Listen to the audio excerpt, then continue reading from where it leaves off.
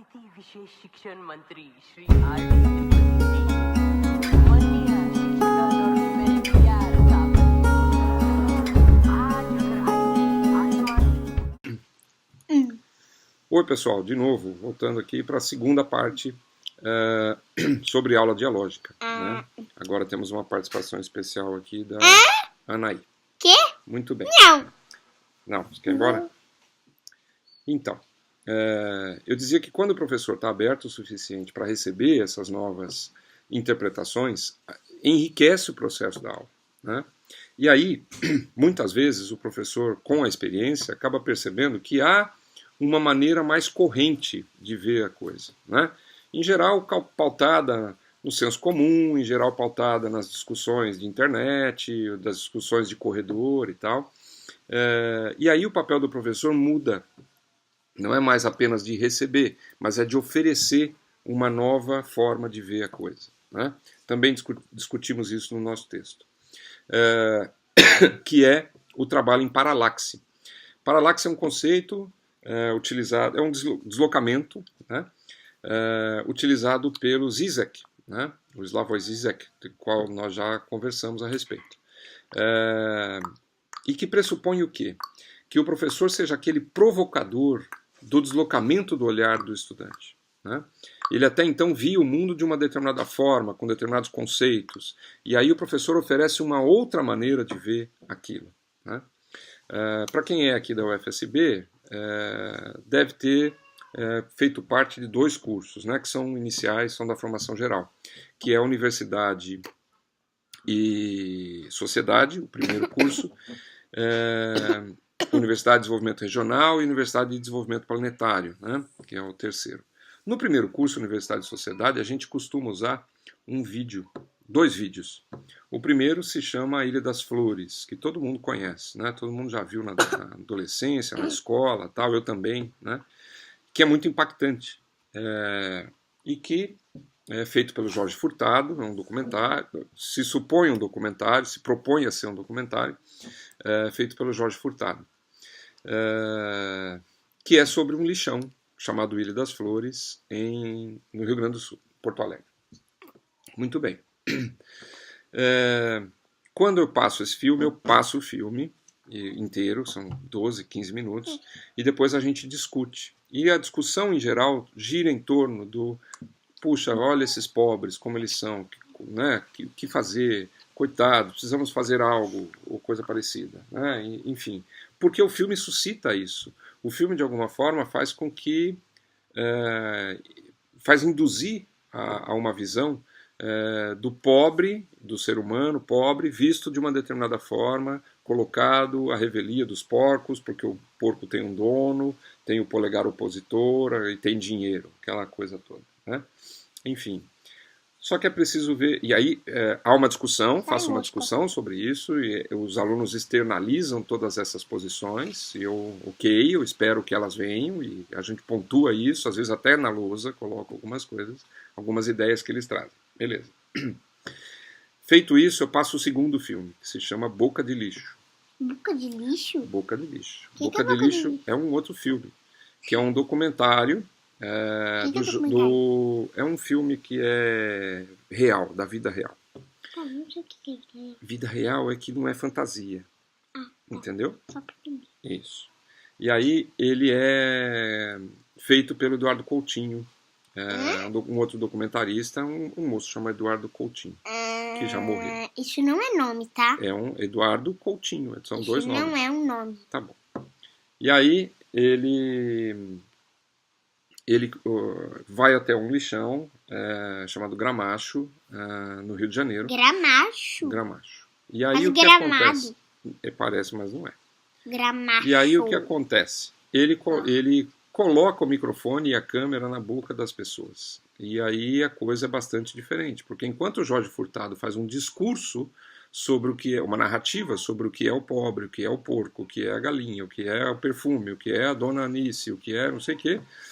Que é a Alice dos Países Maravilhas, exato. O Eduardo Coutinho não faz isso. Ele deixa o microfone aberto e as pessoas vão falando. E ele vai colhendo essas informações e depoimentos e Ai, tal. meu Deus. E depois na Colhendo o quê? montagem Colhendo do filme, frutas? colhendo as pessoas falando. Ah, tá colhendo as frutas, beleza. Isso. E aí, quando ele tá, vamos reconstrói Como isso, são né? as frutas. Claro, é uma narrativa também, porque ele edita o filme, Ui. mas de qualquer forma, muitas das coisas que ele mesmo acreditava acabam caindo por terra no filme. Então, por Esse exemplo, cigarro? uma senhora que cria um porco dentro do lixão. Ele pergunta, mas a senhora está alimentando o porco? Depois a senhora vai matar o porco? Ela fala, não, eu cuido dos meus bichinhos, não faço isso com eles, não. E aí vem uma dimensão muito diferente daquela prevista no Ilha das Flores, né? Ou uma outra senhora, no final do filme, que tem vários filhos, 7, 8 filhos, e ele fala, já chega, né? A senhora não vai ter mais filhos. E ela fala, por que não? Se eu quiser, eu vou ter mais, claro, né? E aí ele fala... Óbvio, ela mas pode não, ter quantos filhos que ela quantos filhos quiser. ela quiser, né? Se ela conseguir cuidar, pode. Exato. E o Eduardo fala, não, mas não pode, né? Muito filho. Ela fala, mas qual o problema de ter filho? Né? Eu cuido dos meus filhos, eles estão aqui, ó, sorridentes, fortes, sadios, qual é o problema? Né? Então cai por terra... Você já tem 2 filhas e consegue cuidar das 2. Pois é, né? E aí cai por terra toda aquela visão classe média Mas de que só pode ter 2... Brigar a gente vai, né? Isso. A visão classe média de que só pode ter 2, 3 filhos, né? Por casal. Não. Isso é uma bobagem, né, filho? Pode ter quantos 4, filhos quiser. Pode ter 5, Exatamente. pode ter 6, pode ter 9, pode ter 10. Pode ter vários. Pode ter 15, pode ter 18, pode ter 14, então, sei lá. Peraí que senão não paramos mais de contar filho. E aí, o que acontece? Não paramos mais de contar filho. Esse deslocamento do olhar obriga quem está assistindo a pensar sobre o que está falando, né?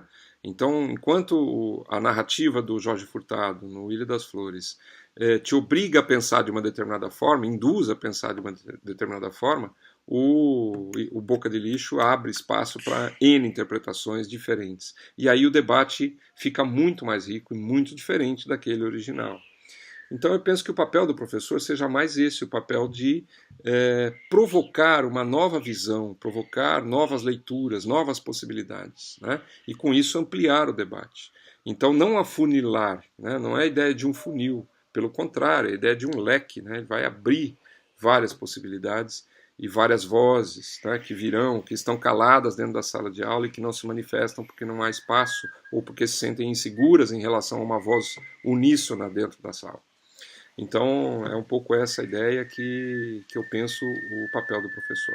Bem, feito isso... Pera um pouquinho. Feito isso, como avaliar isso? Né? Porque acho que essa é a questão que fica sempre. Legal, eu faço isso na aula tal, mas como é que eu vou fazer uma prova, né, sobre isso? É possível, sim, fazer uma prova. Eu já tive essa experiência, né? Fazer uma prova onde você abre as questões e as possibilidades. Mas digamos que você... não queira fazer uma prova, né? Porque uma prova é uma maneira única de averiguar conhecimentos, né?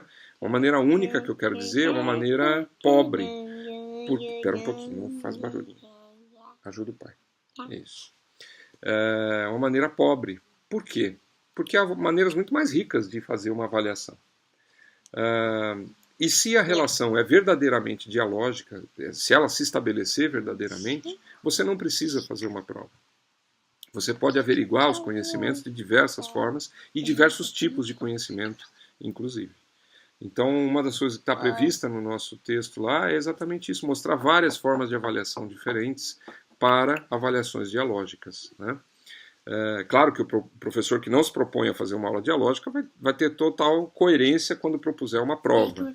Mas numa avaliação, numa aula dialógica, a avaliação tem que ser dialógica, né? Planejamento e avaliação tem que estar par e passo. E aí, como fazer isso? Bem, uma própria roda de conversa, que é o método que eu mais utilizo, é uma possibilidade. Mas também fazer planilhas de observação, por exemplo. E nessa planilha de observação você pode ter lá que coisas você quer observar. Aí você fala, mas eu não consigo observar 30, 40 alunos numa sala. Bem, se propõe a observar 5 por vez, por exemplo. E desses 5 você vai observar determinados conceitos e valores, né? Por exemplo, se esse aluno é cooperativo com os outros alunos, se ele é argumentativo, se ele responde a você quando você o provoca, né? E qual a qualidade de argumentação que ele tem, né? Se o aluno... se há, por exemplo, serendipidade na sala. O que é serendipidade? É um conceito que vem de uma história das Mil e Uma Noites, do Sri Lanka. Uma família que era do Sri Lanka, do Ceilão, viaja por uma série de lugares e começa a ter uma série de encontros inusitados e aproveita muito desses encontros para continuar a sua viagem. Então, serendipidade tem a ver com isso, tem a ver com a forma de aproveitar os encontros inusitados, o acaso, né, em benefício daquilo que se quer fazer. Então, uma das coisas a observar numa aula é se a gente consegue, durante a aula, a gente, professor mesmo, e também os estudantes, se consegue aproveitar essas coisas que aparecem durante as aulas, né? Um aluno que sabe determinada coisa é muito mais do que você, né? Eu aproveito isso o tempo inteiro, por exemplo, na informática, né? Eu não sei nada, então muitos alunos sabem, então são eles que vão conduzir aquele troço, né? Você vai fazer uma aula sobre um assunto mais cabeludo, sei lá, e você percebe que tem um aluno que, por alguma coincidência, né, interessante, tem um conhecimento vasto sobre aquilo, e você aproveita isso, ou conhece alguém que tem, e traz então essa pessoa para falar dentro da aula, né? Isso é serendipidade, né? Então é verificar se isso acontece durante as aulas, se isso acontece durante o processo educativo, né? Então promover esses encontros inusitados também é algo que o professor pode fazer durante o processo, né? Então essas tabelas podem ser usadas durante a aula, o professor vai anotando, né, aquilo que ele consegue perceber. E o professor também pode fazer algo que um amigo meu, o Álamo, professor da UFSB de Porto Seguro, também utiliza, que é a etnografia. A etnografia é um relato, mas não é um relato, uma descrição do que aconteceu na aula, é um relato onde você coloca aquilo que você sente sobre a aula, né? E ele pode também fazer essa avaliação dessa forma e pode pedir e ensinar aos alunos e pedir que eles também façam relatos desse tipo, né? E vem coisas muito interessantes nesse processo. Então, é uma outra forma de avaliação de uma aula dialógica. E a gente tem que aprender a fazer isso. Eu costumo sempre dizer, o professor tem que se profissionalizar. Ser professor não é um dom. Ninguém nasce sabendo ser professor, né? E se profissionalizar... Ninguém nasce sabendo fazer nada. Nada. Só chorando. Tudo tem que aprender. Só chorar, né? Todo mundo nasce sabendo. Então o comer, professor tem que aprender a ser professor. Mas aprender a ser professor não é saber mais biologia, matemática, geografia, história. Aprender a ser professor é estudar sobre o que é ser professor, né? E principalmente observar a própria prática, observar o que faz, refletir sobre o que faz e tentar fazer de outras formas. É um ato de coragem ser professor e mudar a sua característica dessa forma, né? Porque não é fácil, é mais cômodo ficar na sua posição dizendo, mas eu ensinei eles que não aprendem, né? Mas e é mais difícil, portanto, dizer, puxa, eu não conseguia que meus alunos aprendessem, né, de uma determinada forma, então vou tentar de outra forma, né? E vou tentar até encontrar um jeito que eu consiga fazer isso funcionar bem. Então é sempre um desafio e acho que esse é o grande desafio do professor, tá? Então fica aí mais uma dica, dividida em duas partes, né?